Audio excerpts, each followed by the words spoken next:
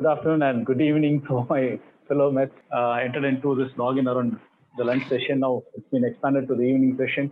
It's a wonderful opportunity you have delivered to me to address this gathering of a rainbow of, as Karthi said, rainbow of social activities cutting across the globe, in fact, to talk about Periyar on a full day, 2 day session.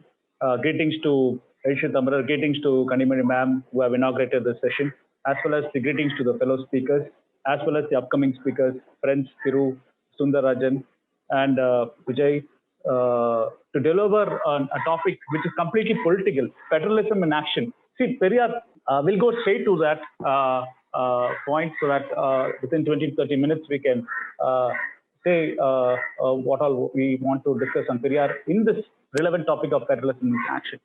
See, Periyar, by the name Periyar, we say rawness or being brute, can't be confined into the regulations of a conference or a seminar, or even in a single topic like which we have given me today, because Periyar can't fit into any discourses, right?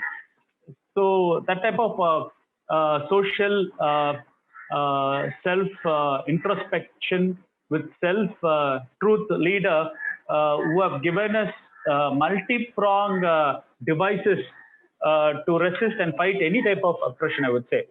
So today, federalism action, I would say that according to the Indian context, Periyar's relevance. See, I would suggest, recently, I would like to give a data, right?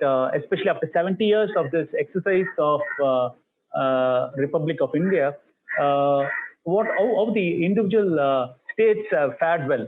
So if you're able to understand certain basic things, then we'll able to justify Periyar's political discourses regarding this particular topic.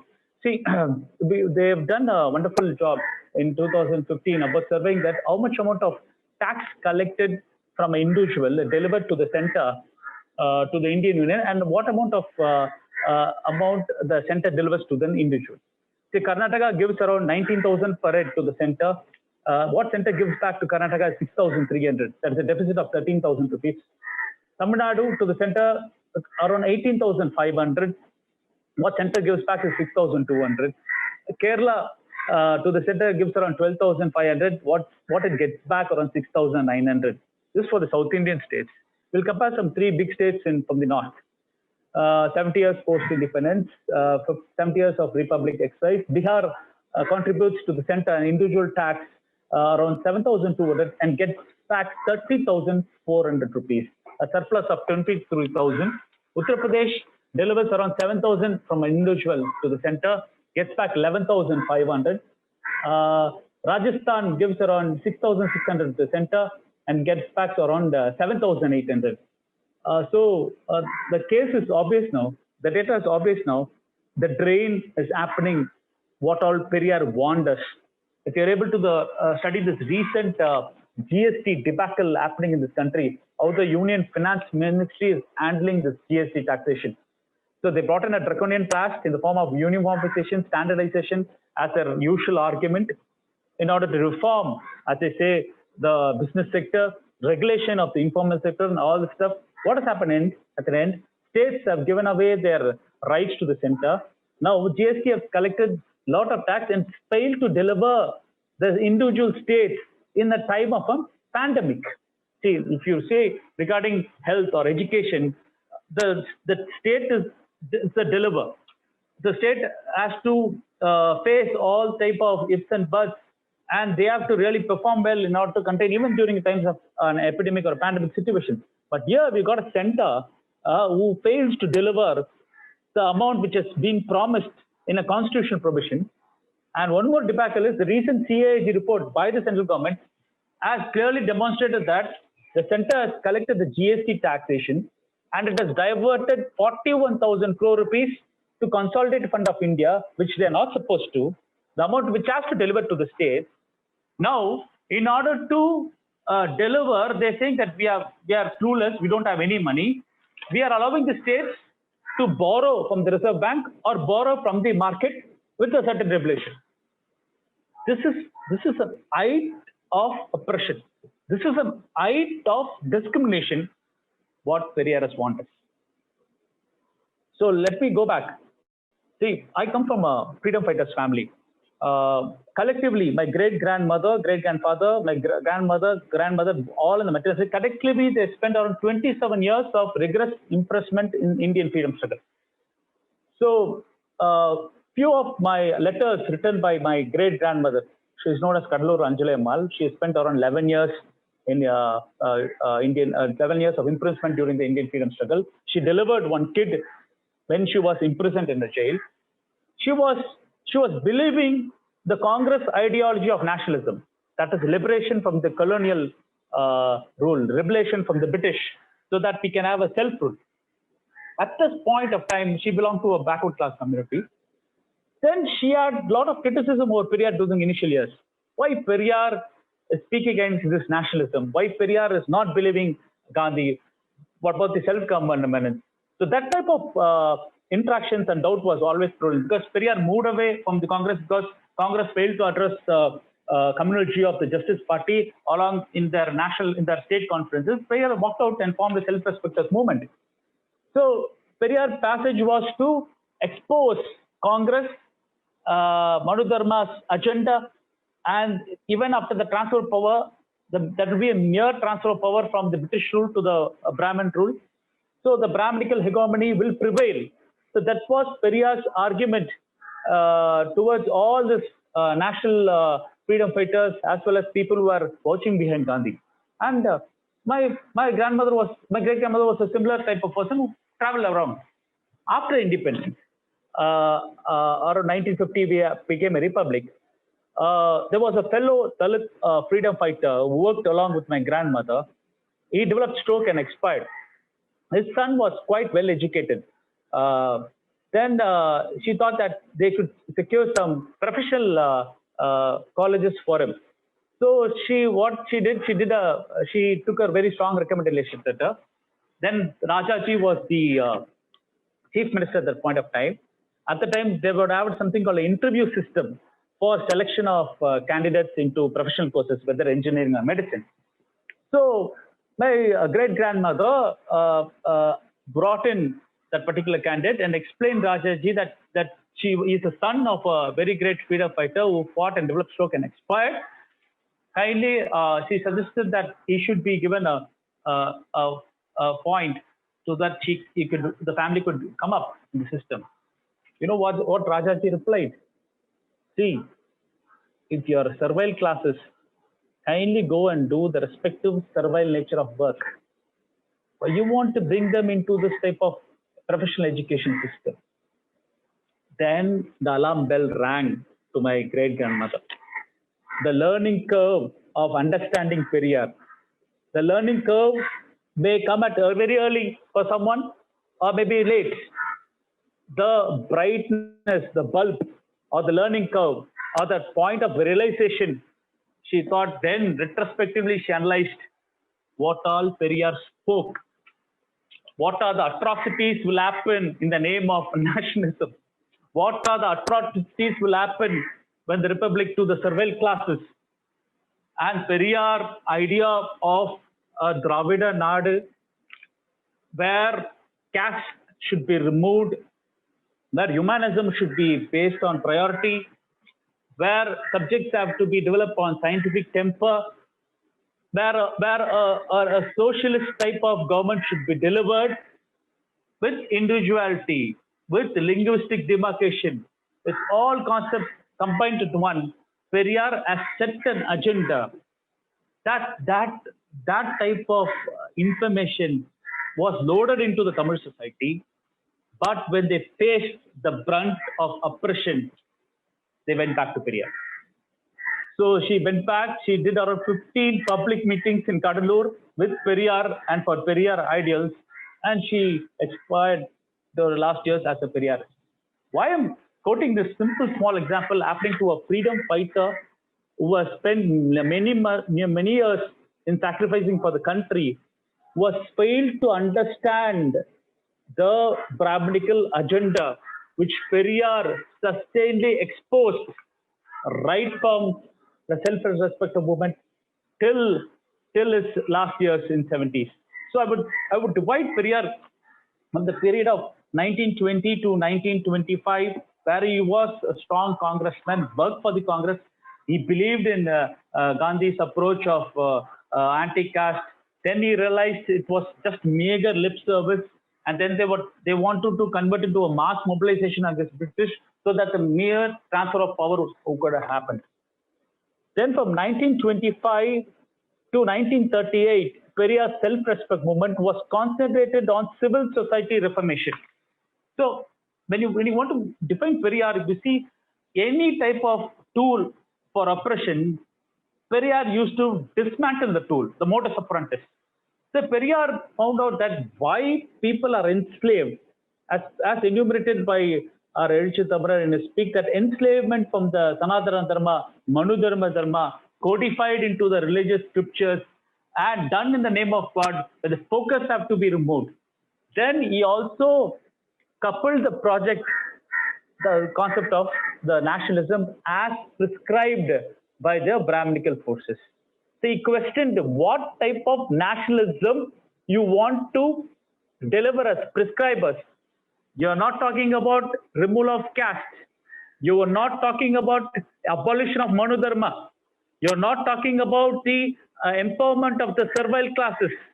Then what type of nationalism you're going to give us to us? That's the major question. So what will happen? You are working out a Brahminical Baniya combo with the nexus or with the dialogue with the British to attain a transfer of power, so that your hegemony will be sustained, retained, and persisted in the following years, even after independence. So that is the narration Periyar was having in two-pronged struggle, a multi-pronged struggle. If we have a caste hegemony happening in a local village, in a small village, Periyar would be there. If we're able to see Periyar's discussion with Jinnah or Baba Sahib Ambedkar before the Cripps Commission, justifying the fight for Dravidistan or Dravida Nadu, the discussions, the justifications, the answers to the criticism in all the lectures, in speeches, in his writings, in his work, right from Kudiyarasu or in his public meetings, was very clear in what he asked for. They questioned him. He brings in, now we are addressing the European Periyar Ambedkarite Comrades Association. Periyar used to take Europe an example. If in Europe, small countries, much more less than the Madras Presidency, much more less populated than the Madras Presidency at that point of time, why can't we can have an identity, people with a lot of rich culture, heritage, linguistic ethos, coupled with scientific temper, coupled with caste eradication, coupled with modernity? Why can't we have our own type of self-governance? Would it be possible? He questioned the Congress people about their double standards. He questioned Jawaharlal Nehru's stand of giving provisional autonomy to the provinces if Congress comes to power. Then the shift over of a unitary type of governance after independence. He questioned that. He questioned that you are saying me as being loyal to the British, but it's not so. He gives a huge literature of early Congress period where they were literally praising, protecting the Britishers, because Britishers, initial point of time, a complete education or local affairs of country was not able to disturb by Britishers. So Brahmin enjoyed the privileged positions of becoming doctors, engineers, lawyers, or even judges, even during the pre-British era. In the British era. So he also questioned the role of Justice Party in order to fight that. He also takes in T.M. Nair or Sarpiti Tyagarajar or Natesh Nar in Liberation League as a forerunner for the concept of Dravidism. Actual fight came in 1938. Periyar, 1938, where Rajaji came down and he was ruling the Madras Presidency. Periyar realized what will happen if a Brahminical rule is established even after independence. That's a sample. That's a striking point. The education process was on. When Rajaji introduced compulsory Hindi, we had a huge linguistic based movements, because Periyar used to question the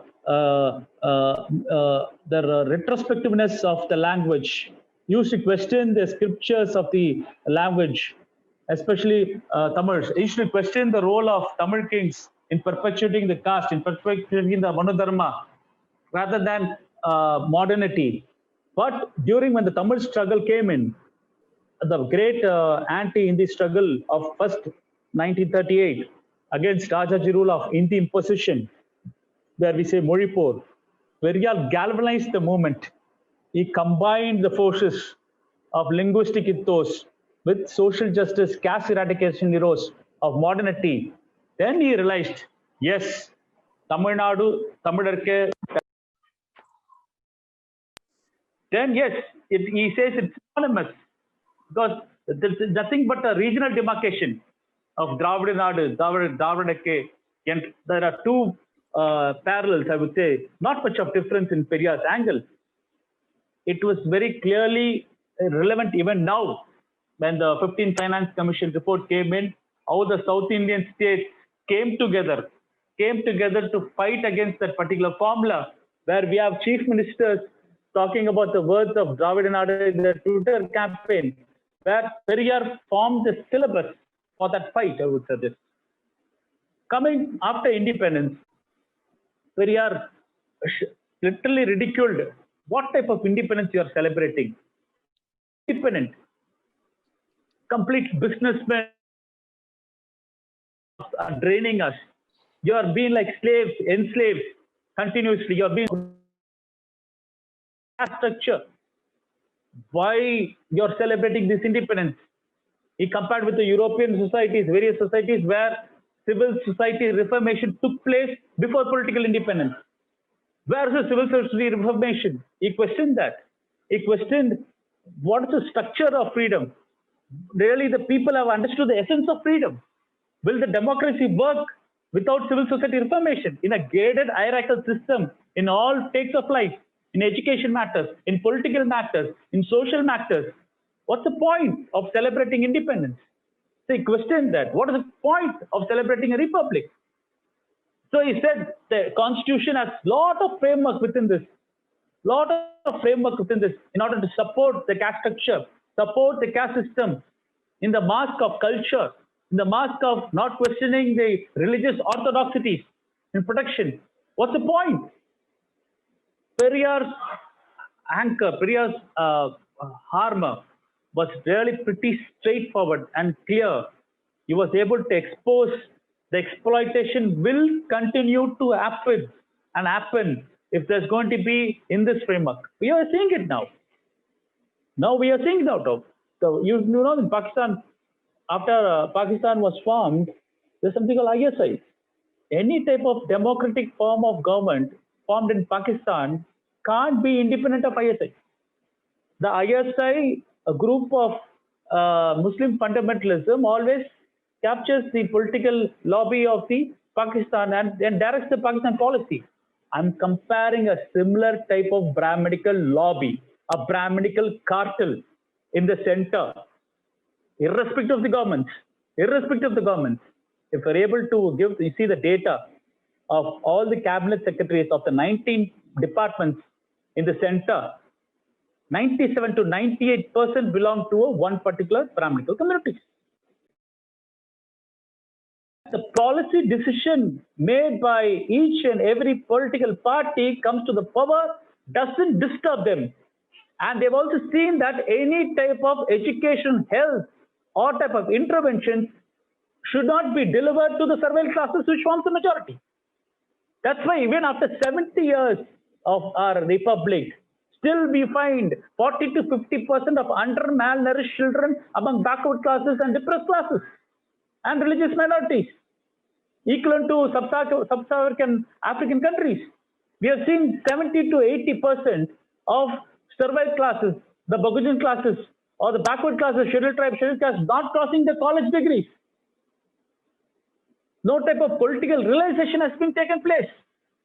They have seen that the cream of the society, the elites of the so-called elite of the society, especially the recent temples, right? Once the temples means the places of worship, where they enjoy the privileged positions into the sanctum, where they keep majority committees out, and they were really enjoying the economic flavor across their temples, including land, property holding, and the money collections.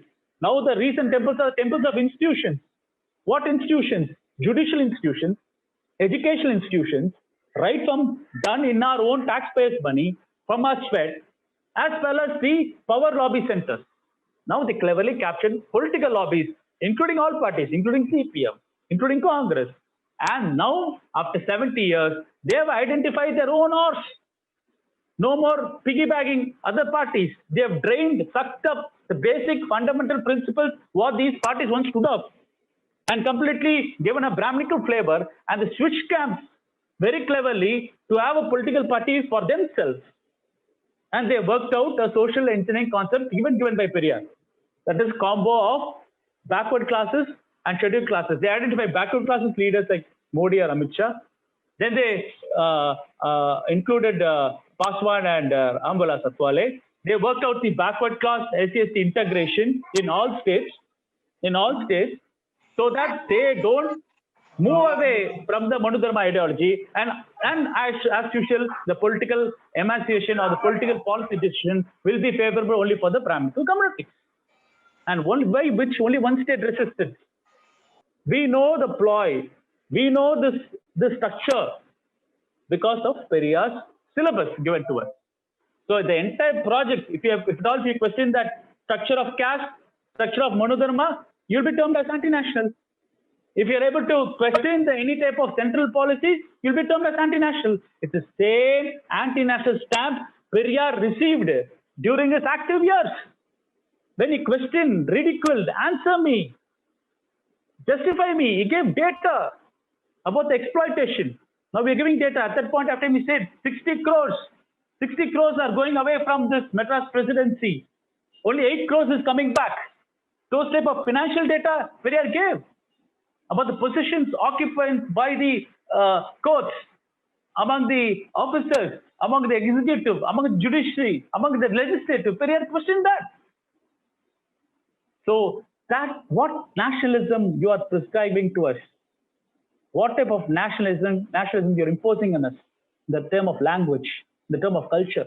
Now, even during the COVID pandemic time, we have one government at center enacting ordinances against people, against farmers, against environment, against education, converting all states, nothing but simple resolution passing bodies as tax collecting units. Initially, when COVID data came in, they didn't give state individual data. They declared for districts data, center and districts. What is the state importance here? What about governors? Governors giving empowerment, governors taking decisions in national education policy. State is not allowed to participate in any type of discussions. But state has to implement, collect taxes and give it to the center. State has to follow the Manu Dharma system. Otherwise, they are not allowed to function. So this Brahminical hegemony, Brahminical lobby is against federalism, is against social justice, is against linguistic, cultural heritage, and imposition of their agenda, of a wider agenda. Periyar question, come on, man. Why you are so apprehensive when you're going to raise your voices? Pakistan has went off, Afghanistan has went off, Bangladesh have gone, Bhutan has gone, Nepal has gone, Sri Lanka has gone. We will survive independently. We have the rights to survive independently. We have our own cultural heritage, education, enforcement. We have the right. During Periyar days, only 9% of us were educated. Now we have a political orientation. The present regime is pushing us to a corner. And Periyar syllabus is much more very vibrant and very much relevant today so far to fight against all these obstacles. That's why cleverly the organizers have placed the word federalism in an action. Because if this type of discrimination, oppression continues, what will federalism will turn out. It will determine who is creating the environment. Now people are questioning us, why are responding, why are shouting. Boss, you have created that environment and we are responding to the environment. You don't question the response. You question the environment created by this RSS agenda in all types of political pillars, including the media, judiciary, executive, and legislative. So, this Indian concept agenda, if you remove, that's a Brahminical agenda, which is able to co-opt all this individual belief system, languages, destruction of language, and everything. So, I used to speak, I would end with this note. I used to speak with my students who come across various states to study a Depend program under me. I used to interact with my Marathi friends. They said, sir, initially we started well with Mahatma Phule and Dr. Ambedkar's progressive movement. But our linguistic movement was not based on scientific principles. Our linguistic movement was more up towards an Hindutva ideology. So there was a gap. So now we have lost our language. We have lost our progressiveness. We lost the efforts made by Mahatma Phule and Ambedkar movement. Even issues like social justice on the back question. There's a gap. Coming to Andhra Pradesh, when NTR formulated Telugu Desam Party in a flight where the Prime Minister Indira Gandhi insulted their Chief Minister, the then Chief Minister, he said that Telugu Rashtra will be established. He formed a Telugu Desam Party to retain the self-dignity of Telugus. But he had to campaign in the form of Lord Rama or Krishna, because he acted in the movies in a religious way. But the Dravidian movement in Tamil Nadu, identified linguistic foundations on scientific basis. They removed the Manu Dharma quotients, or the tainted saffronite quotients in Tamil literature. They revived the modernity in Sangam literature. They brought out Tirukkural. Periyar was found the main fulcrum to give the syllabus for the subsequent political formation found later. And that linguistic struggle was based on scientific temper. Social justice fight was based on scientific temper. Caste eradication based on scientific temper. That narration, that junction, they want to divide now. So that's why they want to question all type of aggressive scientific temper promulgating movements. If you see the recent controversies which happened in Tamil Nadu, they've gone to the courts, they removed the videos, they literally victimized the people who are promulgating scientific temper against caste, against religious hegemonies, against superstitions. So that's the narration they want to break. And that's the narration because they know that it has to break. We can do success as in other states. So that we should not make it happen. Again, Periyar have to be revived. Again, Periyar have to be revisited at the grassroots level to attain or to protect what all the success we had. Otherwise, dark days are ahead. Thank you.